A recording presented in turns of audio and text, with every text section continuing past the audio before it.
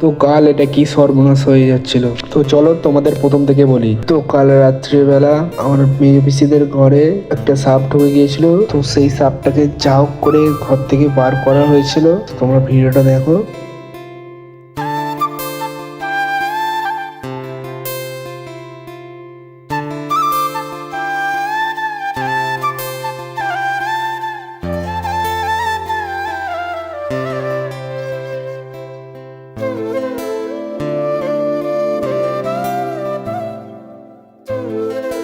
সাপটাকে মারেনি কারণ সাপটা বাচ্চা সাপ ছিল আর সাপটা চিতি ওরা সাপ ছিল। তো সাপটাকে বার করতে গিয়ে পুরো ঘর ঘেটে ফেলা হয়েছিল। খাটের তলা থেকে সবকিছু বার করে বিছনার চাদর ফাদর সব ঘেটে সাপটাকে বার করতে হয়েছিল। বেসিক্যালি বাড়ির যে এই ফুটোগুলো থাকে এই ফুটো দিয়েই ঢোকে সাপগুলো। তো সবাইকে বলবো এই বর্ষাকালে একটু সাবধানে থাকতে, কারণ বলা তো যায় না কখন কি ঘরের মধ্যে ঢুকে পড়তে পারে। সবাইকে বলবো সুরক্ষিত সাবধান থাকুন ও সবাই ভালো থাকুন। তো আজকের ভিডিওটা এতটাই, টাটা বাই বাই।